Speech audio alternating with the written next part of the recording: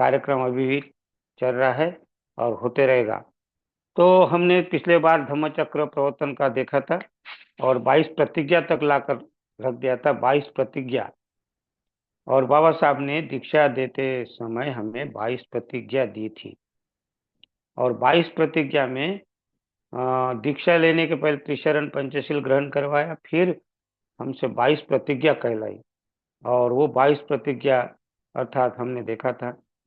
इसके पहले बाबा साहब ने जो विजयादशमी का दिन जो घोषित किया था, सम्राट अशोक, और सम्राट अशोक के द्वारा जो धम्म परिवर्तन अर्थात उनमें जो परिवर्तन आया, उन्होंने भी धम्म क्रांति की थी। उन्होंने चक्र प्रवर्तन नहीं किया था, उन्होंने धम्म क्रांति की थी। और इतनी जबरदस्त धम्म क्रांति थी, ऐसा कहते हैं कि 9 माह तक, 9 माह तक वहां संगीति चली। और उस संगीति में, धम्म संगीति में 1000 भिक्षु थे। और जो भिक्षु परिपक्व भिक्षु थे, ऐसे नहीं। और उनको लिया गया कि जिन्हें जिन्हें क्या कहते हैं, ऐसा लगा उनके कि ये सही में धम्म का पालन करने वाले भिक्षु है। तो 7 संप्रदाय के ऐसे ऐसे बहुत 18 संप्रदाय में बुद्ध धम्म विभाजित हो गया था, 18 संप्रदायों में। अर्थात पहले बुद्ध धम्म 2 भागों में विभक्त हुआ, वो बुद्ध के 100 वर्ष बाद, बुद्ध महापरिनिर्वाण के 100 वर्ष बाद बुद्ध धम्म 2 भागों में विभक्त हुआ। मतलब एक को कहने लगे स्थविरवाद और दूसरों को कहने लगे महासंगिक वाद। महासंगिक और ये स्थविरवाद।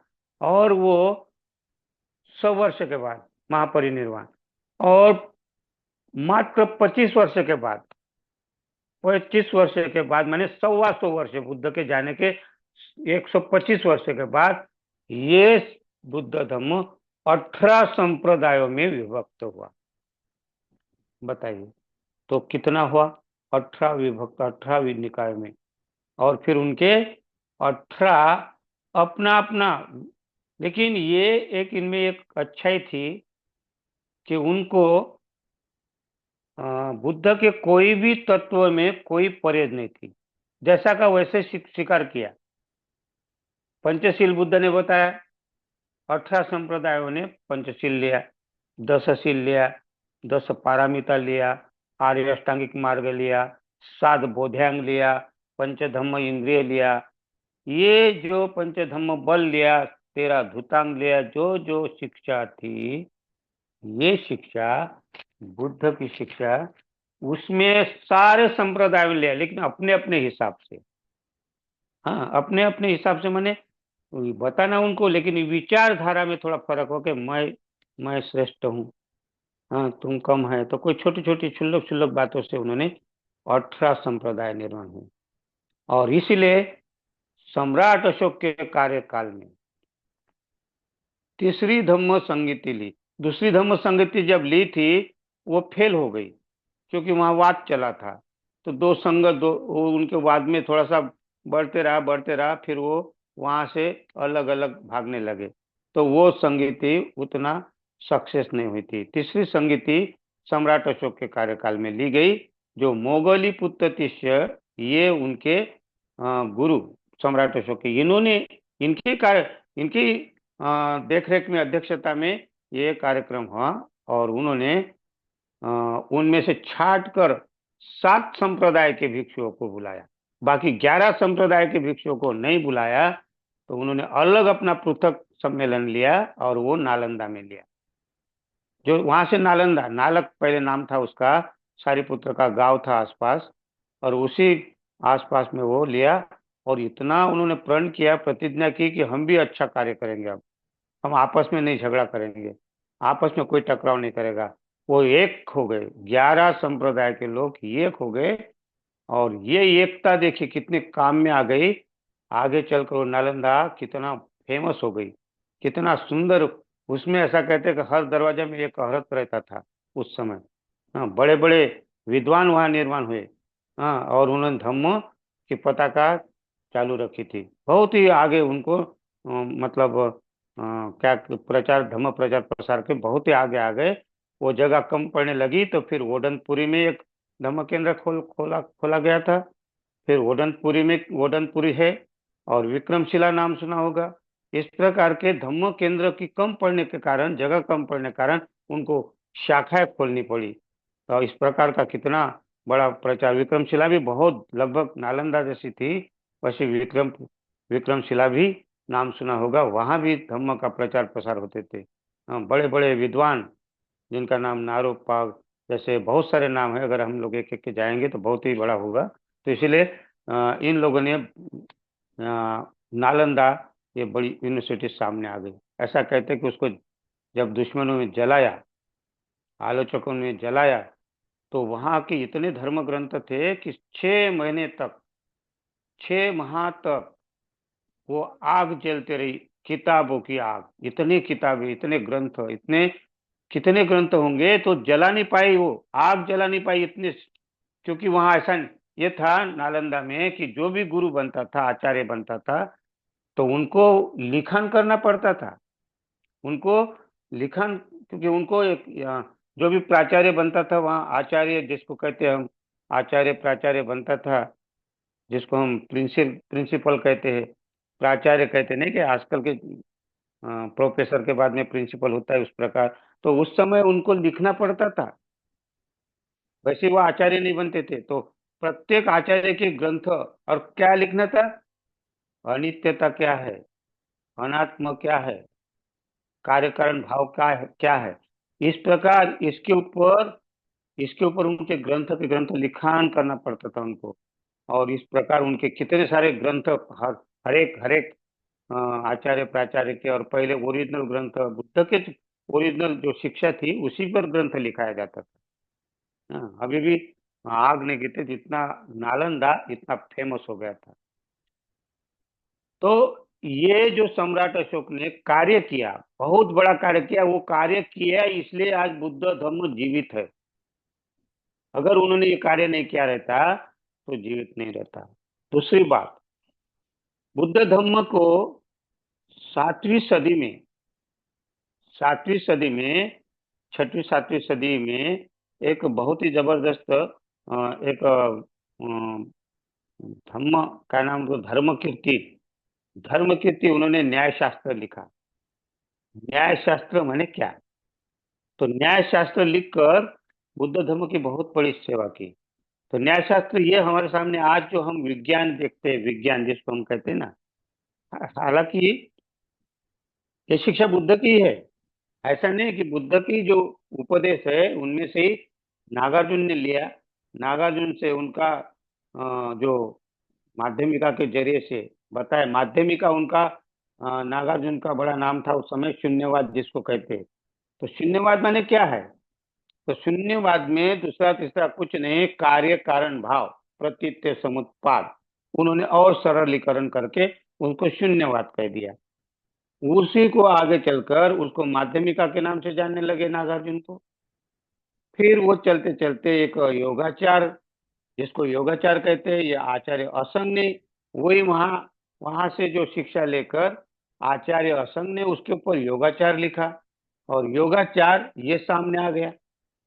और फिर यही परंपरा असंग से वसुबंधु, वसुबंधु से ऐसी परंपरा चलते चलते आचार्य धर्म कीर्ति तक आ गई। उन्होंने न्यायशास्त्र लिखा।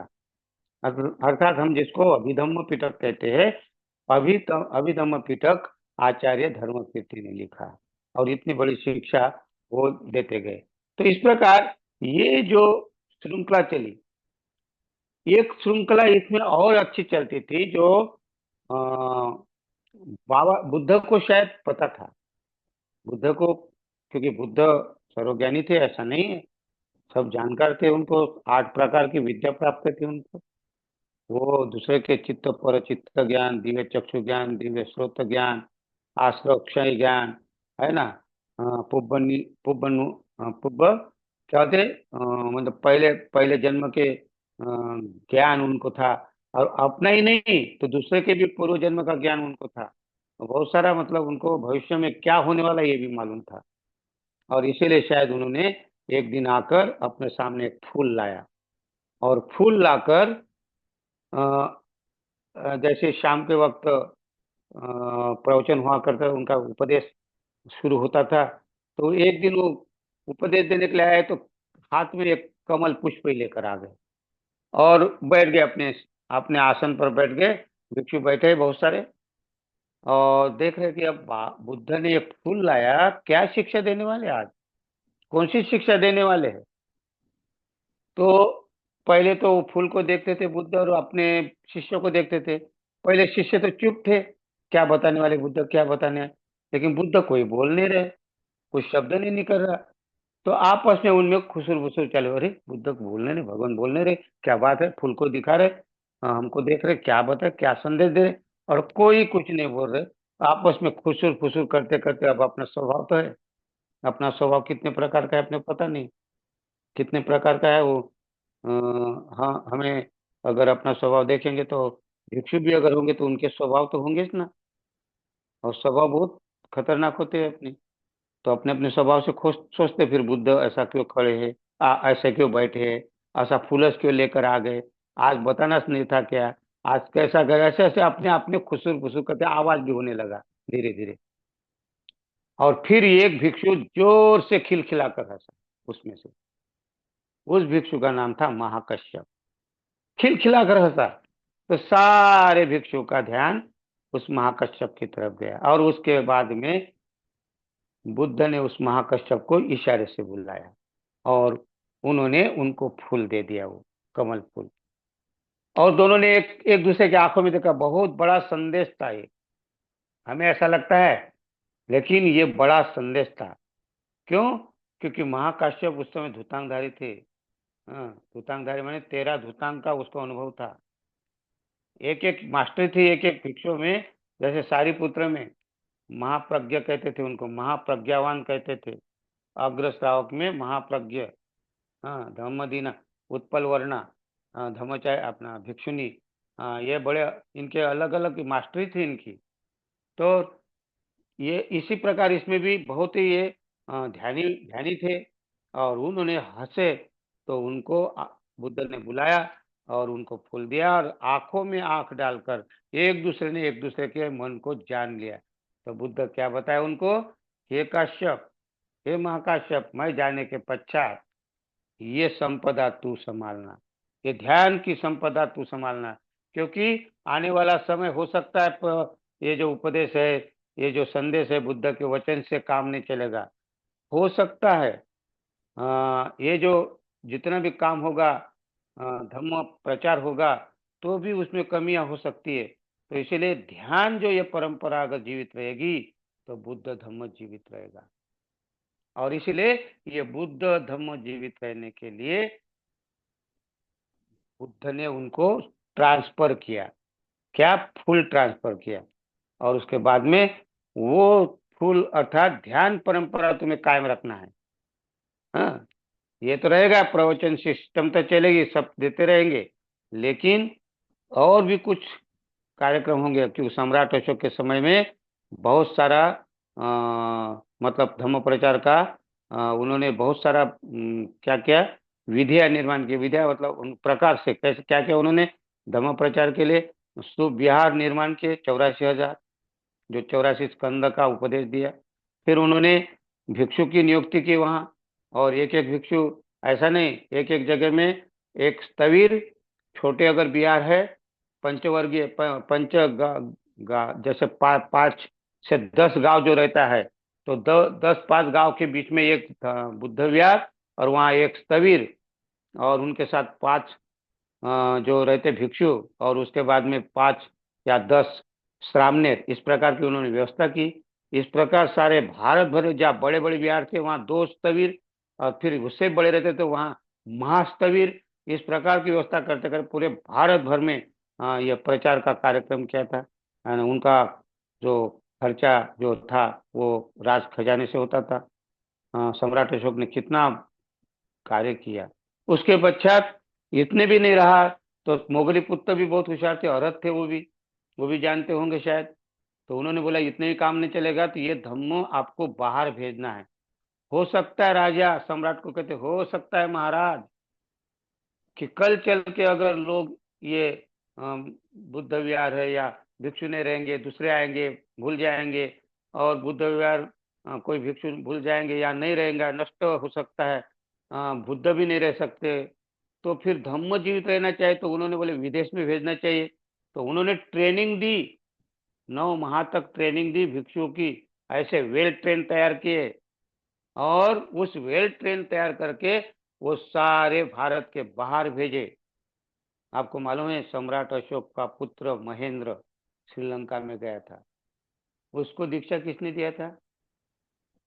उसको दीक्षा महादेव नाम के भिक्षु ने दिया था, जिस महादेव को शंकर भगवान बना दिया बाद में आलोचकों ने, उनकी जड़ी बूटियां बनाकर। हाँ, उन्होंने उनका, आपने अगर पचपेड़ी ना पचमढ़ी अगर नाम सुना होगा, मढ़ी, मढ़ी माने लेनिया होता है, मढ़ी माने जो अपने लेनिया देखते ना हम लोग, तो उसको मढ़ी कहते थे। पचमढ़ी, 5 लेनिया बड़ी बड़ी वहाँ पचमढ़ी के नाम से आज भी है, वहाँ उसका वास्तव्य रहता था महादेव का। और वहाँ कुछ चोटीन गंगान ये वे करके उनका रूप बदल दिया। तो इस प्रकार महादेव उनका उनका क्या था? गुरु था। किसका गुरु था? ये महेंद्र का। महेंद्र भी कम नहीं थे, अरहत हो गए थे वो भी, क्योंकि ये अरहत था महादेव, तो महेंद्र कम था क्या? श्रीलंका में गया था ऐसा ही प्रचार नहीं किया। हाँ, तो महेंद्र श्रीलंका गया, ऐसे बहुत सारे देश। कहने का मतलब मेरा कि जो विदेशों में धर्म गया, तो उनको मालूम होगा, शायद पता होगा कि ये अगर धर्म भारत से गायब होता है तो बाहर ये जीवित रहेगा। और आज देखते हैं हम, चाइना में, जापान में, श्रीलंका में, ब्रह्म देश में, थाईलैंड में, और ये क्या तिब्बत में। हाँ, तो इस प्रकार के धर्म यहाँ रहने के लिए उन्होंने काम किया है, लेकिन भारत से गायब हुआ। तो इसीलिए ये जो प्रथा, ये जो महाकाश्यप को बताया कि कल चल के ध्यान परंपरा अगर रहेगी तो जीवित रहेगी, इसलिए बुद्ध धर्म नष्ट नहीं हुआ था। मैं ये बताना चाहता हूँ कि बुद्ध धर्म जीवित था, क्योंकि ये परंपरा चलते गए। फिर ये महाकश्यप ने आनंद को दिया। आनंद भिक्षु 120 साल तक जगे, जीवित रहे। आनंद भिक्षु जो बुद्ध के उपस्ताक थे, सेवक थे, बुद्ध के सेवक कहते हैं ना, 120 वर्ष तक जीवित रहे। फिर उन्होंने जाते जाते दूसरे शानवासा, फिर ऐसे लोगों को देते देते वो परंपरा चलते गई। तो फिर सम्राट अशोक के समय में उपगुप्त को दिया। हाँ, उसके पहले और परंपरा चलती गई। फिर उसके बाद में अश्वघोष को दिया। अश्वघोष नाम के एक भिक्षु हो गए थे, जो प्रचार प्रसार करते थे, बहुत ही सुंदर। हाँ, जो आप अयोध्या बोलते ना, अयोध्या के रहने वाले थे अश्वघोष, वो है ना। और वहाँ उन्होंने एक अपने हाथ में, जिसको आजकल अपन तंबोरा बोलते, एक एक एक तंबोरा टाइप का रहता है वो, ऐसा एक तार वाला, उसको बजाते थे। उसके गाने गाते गाते हाथ में ऐसी वो क्या टाई कहते थे, ऐसा लग बजाने का, तो लोगों को प्रचार करते थे। इस प्रकार ध्यान भी सिखाते थे। हाँ, अशोक को कश्मीर में भी बुलाया गया था सम्राट कनिष्क के द्वारा, क्योंकि वो उस समय जो कनिष्क में थोड़ा वाद विवाद चल रहा था भिक्षुओं में, तो उनको शांत करने के लिए इनको भेजा था। इस प्रकार ये ध्यान परंपरा उसके बाद में फिर चलते थे आर्यदेव के पास तक गए। आर्यदेव कौन है? नागार्जुन। नागार्जुन के शिष्य आर्यदेव। तो नागार्जुन तक ये परंपरा चली, नागार्जुन ने अपने आर्यदेव को दिया। फिर ये चलती रही परंपरा, और फिर ये दी प्रज्ञातर नाम के भिक्षु को। कभी कभी उसको प्रज्ञातारा भी कहते हैं। प्रज्ञातर नाम के भिक्षु को दी, और प्रज्ञातर ने बोधि धर्म नाम के एक भिक्षु को दी। और ये बोधि धर्म जिसने कराटे का आविष्कार किया था। क्या कहते हैं, ये रास्ते में जा रहे थे और हिमालय पड़ा, और हिमालय पड़ा तो वहां उन्होंने वहीं अपना, क्योंकि चलते थे रहते थे, बहुत रास्ता नहीं था उस समय, बहुत कठिनाई थी उस समय। आज तो रास्ते बने हैं। कल का जो समय था वो जंगली एरिया था, सब पहाड़ी तो थी, लेकिन हिंसक पशु पक्षी, सभी हिंसक प्राणी थे। कितना उनको सामना करना पड़ा। इनका तो सामना करना ही पड़ता था, और इनसे बचे तो डाकू लोग थे। कोई ऐसे ऐसे डाकू थे, कोई अगर दिखा कर तो उस समय तो कोई आदमी को दिखा तो मार भी सकते थे। इस प्रकार का सारा तरफ का भय था। इसी के बावजूद भी वो धम्म बोधि धर्म वहां से निकल पड़े थे। वो ट्रांसफर लेकर, वो शिक्षा लेकर, कौन सी ध्यान परंपरा लेकर, और ये ध्यान परंपरा लेकर चाइना में गए। चाइना में गए तो चाइना में उन्होंने वो भी ऐसा कहते कि जाकर वो बुद्ध विहार के जिस तरफ मुंह रहता है उधर मुंह करके नहीं, उधर दीवार की तरफ मुंह करके बैठ गए वहां, और किसी को मुंह ही नहीं दिखाते थे। तो बोलते अरे ये बुद्ध आए, भारत से बुद्ध आए, इंडिया से बुद्ध आए। लोग, चाइना के लोग दर्शन आने को किसी को दर्शन नहीं देते थे। तो एक जो था उसमें चांग, क्या नाम था उसका, तो उन्होंने अपना हाथ काट कर उनके सामने फेंक दिया। बोले अगर आपने मेरे तरफ, मेरे को मुझे दीक्षा नहीं दी, मेरे तरफ अगर आपने मुंह करके मुझे दीक्षा नहीं दी तो मैं एक एक अंग काट कर फेंक दूंगा, लेकिन मैं शिष्य बनना चाहता हूं आपका। फिर उसने उसको शिष्य बनाया, और फिर उसका नाम था हुई के।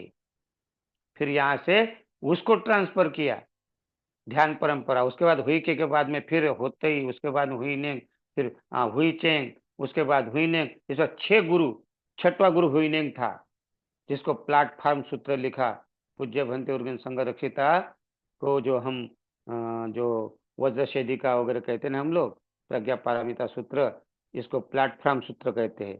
ये उनके हाथ में पड़ा था, ये वही है, पूज्य भंते उर्गेन संघ रक्षिता के हाथ में आया था। तो वो हुईनेंग सूत्र कहते उसको, उसको उस समय हुईनेंग सूत्र कहते थे।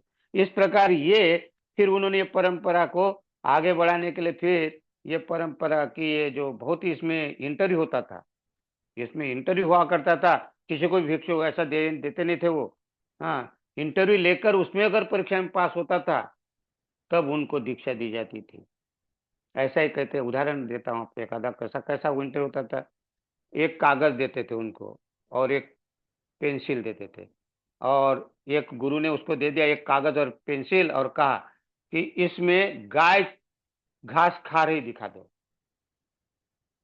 तो 10 शिष्य थे उनके, ज्यादा रहते नहीं थे शिष्य, क्योंकि एक ध्यान परंपरा है ना, इसमें ठोक कर रहते थे। ऐसे नहीं, ऐसे बहुत सारी संख्या में नहीं रहते, क्योंकि ध्यान है ना उसमें, सभी लोग नहीं। तो 10 में से कौन उत्तराधिकारी बनेगा, फिर उसमें तो कौन इसका संभालेगा, ये ये जो अपना उत्तराधिकारी कौन पद संभालेगा, तो उसकी परीक्षा लेकर उसको वहां बिठाते थे। या शिष्य को भी जब तक प्रवेश नहीं मिलता था, उनकी परीक्षा, जब इंटरव्यू, ये इंटरव्यू आजकल चालू हो गई ना अपने भारत में भी, सारे विश्व में इंटरव्यू वहां से आई, बुद्ध धर्म से। ये कश्यप से इंटरव्यू थे वो कश्यप परंपरा से इंटरव्यू लेना, और परिपक्व है उसको दीक्षा देना या शिक्षा देना। तो आजकल अपने यहाँ ये इंटरव्यू नहीं लेते, पैसा देकर ही पास कर कर नौकरी या कोई कर देते हैं। आजकल तो गलत हो गया है, क्योंकि इंटरव्यू में आजकल क्या हो गया, पैसा दे दो नौकरी पालो, ऐसा हो। उस समय नहीं था ऐसा। हाँ, आजकल तो भ्रष्टाचार, भारत का भ्रष्टाचार सारे विश्व में मालूम है कि भ्रष्टाचार नंबर में एक है ना।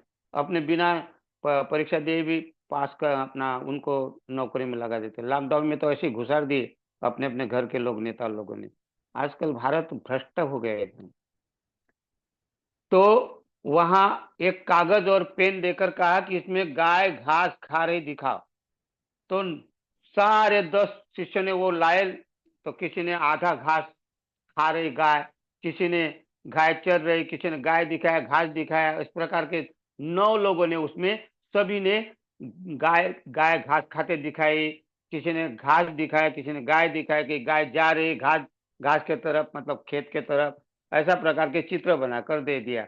एक लड़के ने, उसने शिष्य ने कुछ भी नहीं लिखा, जैसा का वैसा कोरा दे दिया कागज। फिर उसने शिष्य ने गुरु ने बुलाया, बोले सबने ये जो कर दिया, तूने क्यों इसमें नहीं भरा? बोले हाँ, इसमें तुमको जैसा कोरा का कोरा दिया, तुमको दिया था ना इसमें। तो उस शिष्य ने उत्तर दिया, गुरु, गाय घास चर कर चली गई, तो मैं क्या करूं? तो वो पास हो गया, वो उत्तराधिकारी बना। इस प्रकार की इंटरव्यू लिया करते थे उस समय। तो ऐसा ही नहीं था, आजकल तो चल गया कुछ भी, तो वैसा ही इंटरव्यू लिया करते थे। तो इंटरव्यू में जब पास होते थे, एक आदमी तो ऐसा ही शिष्य बनने के लिए वो हुई के का शिष्य बनने के लिए आ गया, और लोटांगन डाल रहा, लोटांगन डाल रहा, मेरे को जब तक दीक्षा नहीं दोगे मैं आपका शिष्य बनना चाहता हूँ। वो लोटांगन डाल रहा, इधर उधर, भूखा रहूंगा, प्यासा रहूंगा।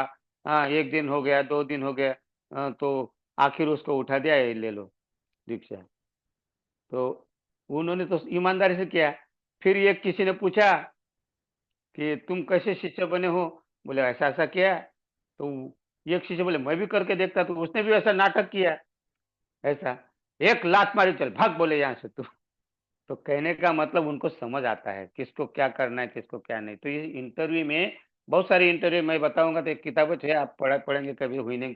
ये जो जैन परंपरा का, जैन परंपरा बोलती है इसको, जैन परंपरा किताब में बहुत सारी इंटरव्यू में पास होते थे, तब उनको दीक्षा दी जाती थी। इस प्रकार ये जो शिक्षा थी, ये परंपरा चली। तो ये परंपरा चली तो इसके बाद में तिब्बत तक आ गई। देखिए, जापान पहले, सबसे पहले गई ये शिक्षा चाइना में। तो यहाँ से, जिसको हम यान कहते हैं, यान माने ध्यान, है ना, ध्यान, ध्यान माने ध्यान, और यान ध्यान कहते हैं अपन, ध्यान। तो ये ध्यान शब्द चाइना में गया तो चान हो गया, और ये चान शब्द कोरिया में गया तो वहां चेन हो गया, और ये शब्द कोरिया से जापान में गया तो झेन हो गया। तो झेन परंपरा माने ध्यान परंपरा। और ये जो जापान से आ गया, तो ये परंपरा उस समय भी नहीं, आज तक चलती आ रही है, खत्म नहीं हुई। इसीलिए बुद्ध ने जो शिक्षा दी थी, वो ये शिक्षा, बुद्ध धर्म जो हम कहते हैं ना, 1000 साल हो गए गायब हो गया था, बुद्ध धर्म गायब नहीं हुआ था। ये कहने का मतलब ये बताना चाहता हूँ कि गायब नहीं हुआ था। तो ये 7वीं सदी से 11वीं सदी तक, 7वीं सदी से 11वीं सदी तक ये वज्रयान परंपरा ने टिका के रखा बुद्ध धर्म। और ये वज्रयान परंपरा कहाँ से आई? महायान से आई। और महायान के कौन, कहाँ से महासंगिक जिसको कहते थे, महासंगिक से धीरे धीरे धीरे धीरे नागार्जुन ने इसका नाम बदल कर महायान इसलिए कर दिया। महायान नाम क्यों किया? महायान मैंने बड़ा यान नहीं किया था। हाँ, महायान का अर्थ होता है शून्य यान। महा माने बड़ा होता नहीं, महा माने शून्य होता है। तो नागार्जुन ने उसको महायान कर दिया, और फिर वो महायान चलते चलते फिर वो वज्रयान बन गया। फिर वज्रयान बना तो उसमें तंत्रयान भी कहने लगे। फिर ये तंत्रयान के बाद में ये मंत्रयान बन गए। तो मंत्रयान बनने के बाद में इसमें घोट मसाला हो गया, लोग भूलते जा रहे, लेकिन उनमें से भी बहुत सारे लोग आगे निकलते गए। अब मंत्रयान किसको कहते हैं?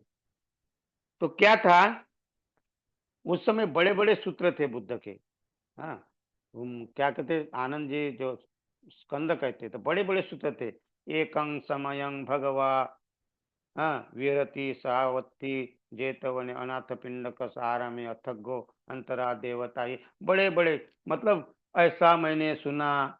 और एक बार भगवान बुद्ध अमुक अमुक से अमुक अमुक जा रहे थे, रास्ते में ये कांटे थे, पत्थर थे, फिर वहां से इधर गए उधर गए, फिर वहां बैठे, फिर वहां एक भिक्षु आ गया, फिर वहां एक उपासक आ गया। इस प्रकार की कहानी पूरी बताते बताते इतना सारा लंबा बताना पड़ता था, तो ये सूत्र बन गए बड़े बड़े। और फिर बड़े बड़े सूत्र हो गए। फिर हम कहते हैं महामंगल सूत्र, क्या असेवनात् बालानंग से चालू होता है। इतने बड़े बड़े सूत्र कौन कहेगा? तो उनके छोटे छोटे सूत्र बनाए, छोटे छोटे, मतलब सूत्र बनाते बनाते बनाते इतने छोटे छोटे बनाए, इतने छोटे छोटे बनाए। तो फिर उनको क्या, उनको रटने के लिए भी आसान हो जाता था। इसीलिए छोटे छोटे, उदाहरण के लिए अभी जो जिसके मंत्र मंत्र लोग उच्चारण करते हैं ना, थोड़े छोटे, तो ओम मणि पद्मे हूम जैसा एक मंत्र है ना, ओम मणि पद्मे हूम, क्या कहते हैं, ओम अरह, क्या कहते हैं, ओम अर, क्या, अच्छा क्या बोलते हैं उसको, ओम तारे तू तारे तू रे, है ना। इस प्रकार के ऐसे छोटे छोटे छोटे छोटे उनके, फिर उन लोगों ने मंत्रयान कहने लगे। ये तो होते गए, फिर मंत्रयान हो गया। मंत्रयान उन्हें अपने हिसाब से फिर कुछ भी नाम, ओम नमः स्वाहा भी डाल दिया, बहुत सारा कुछ भी आप देखते। फिर बाद में ये मंत्रयान में मिसल हो गया, और वो गड़बड़ हो गया यहाँ से। लेकिन ये शिक्षा वज्रयान के अंदर से, जो ये वज्रयान 7वीं सदी से 11वीं सदी तक, 400 वर्ष तक चला, ये वज्रयान ने सेवा की, तो बुद्ध धर्म जीवित था कि नहीं? उसके बाद में उनको लगा यहाँ से कुछ नष्ट होता, तो उसमें से 9 वो वज्रयानी भिक्षु वहां से जो बहुत ही अच्छा पहुंचे हुए थे, वो बाहर निकल गए। और उन्होंने बोला कि अभी लोग इसमें मारकाट होने लगा, बुद्ध धर्म का नाश होने लगा। शशांक नाम का, जो बंगाल के तरफ से आ रहा था, शेषांग ने मारपीट चालू कर दिया, मारना चालू किया। अयोध्या से आकर वो बौद्ध गया की तरफ जाकर लोगों ने बोधि वृक्ष को जलाकर उन्होंने कहा कि फिर से जन्म नहीं होना चाहिए, बोधि वृक्ष से जड़ से निकालकर उसको जला डाला, फिर से वो निर्माण ना होकर के। इतना गुस्सा इन लोगों ने किया। तो ये ऐसा नाश होते होते देखे तो उसमें से 11वीं सदी में से जितने इसमें से कुछ ऐसा लगा कि ऐसा होता है, तो उनमें से कुछ भिक्षु उन्होंने, जिसको हम नवनाथ कहते हैं, ये बाहर निकल गए। और नवनाथ की शिक्षा क्या थी? फिर उन्होंने शिक्षा दी, अनिश्वरवाद की शिक्षा दी, ईश्वरवाद की शिक्षा नहीं दी नवनाथ ने। लेकिन आगे चलकर इसमें भी गड़बड़ घोटाला हो गया। लेकिन उनकी जो पहली संधि भाषा थी, तो जैसे उदाहरण के लिए उन्होंने निकाला अलख निरंजन। अलख निरंजन मतलब क्या? अलख, लख माने देखना, प्रकाश, लख माने प्रकाश, प्रकाश देखो, और निरंजन माने निर्वाण। निरंजन का अर्थ क्या होता है? नी माने नहीं, रहित, नी माने नहीं, अंजन माने काजल, काजल माने काला, काजल होता है काला दाग, तो काला दाग माने अकुशल। तो अकुशल से मतलब राग द्वेष मोह से जो नी माने बाहर हो गया, निरंजन माने नी माने नहीं, राग द्वेष मोह को जिसने नष्ट किया उसको कहते हैं निरंजन। तो इसलिए प्रकाश, निर्वाण को देखो, निर्वाण को देखो, ये उनका ये पहला घोष वाक्य था, अलख निरंजन। यानी उनकी शिक्षा थी, ध्यान परंपरा से ही उन्होंने लोगों की परंपरा बांट गई, ये निर्माण हुआ। उनमें से मच्छिंद्रनाथ, गोरखनाथ, रेवतनाथ, अड़भंगनाथ, चौरंगनाथ, ऐसे प्रकार के 9 नाथ जो है वो वहां से निकलकर धम्म का प्रचार करते रहे और अलख निरंजन जगाते रहे। उनमें से आपने गोरखनाथ का बहुत नाम है। गोरखनाथ क्या कहते? पहले आरंभ, क्या कहते? पहले घट आरंभ, पहले क्या कहते? पहले आरंभ घट, फिर क्या कहते? फिर पर्चा, फिर नाशपति। क्या कहते? गोरखनाथ ने ये ऐसी भाषा का उपयोग बताते थे, किसी को समझ में नहीं आती थी। किसको समझ में आ जाती थी? जो उनके शिष्य बनते थे। तो ये शिष्य परंपरा ने बुद्ध धम्म जीवित रखा। तो इनको कहते, क्या कहा उन्होंने? गोरखनाथ का अगर आप पढ़ेंगे नवनाथ पंथ में, उन्होंने कहा कि पहले आरंभ घट, क्या कहते?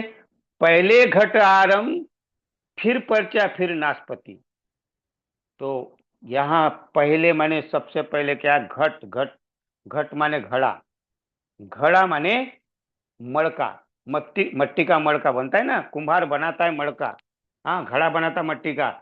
तो बुद्ध अपना जो गोरखनाथ कहते हैं कि ये जो शरीर है वो घड़े के समान है, और ये ये घड़े के समान ये जो शरीर है घड़ा समत, और इसका कोई परिचय नहीं है, हाँ, कि मैं हूँ, मैं ऑफिसर हूँ, मैं कलेक्टर हूँ, मैं अमीर हूँ, इस प्रकार का परिचय देते ना हम लोग। अरे ये परिचय नहीं है।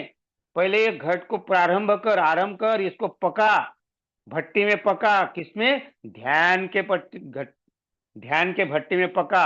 और उसके बाद में ध्यान के घड़ा जब पक जाएगा तब उसका पानी रखने लायक होता है, कच्चा घड़ा नहीं रहता। पकने के बाद भट्टी में, जैसे आग के भट्टी में पकता है, इस प्रकार ध्यान के भट्टी में पकने के बाद में फिर परिचय देना, मतलब फिर परिचय देना। परिचय माने कि मैं श्रोतापन्न हूँ, मैं सकृतागामी हूँ, मैं अनागामी हूँ, मैं अरहत हूँ, ये परिचय देना।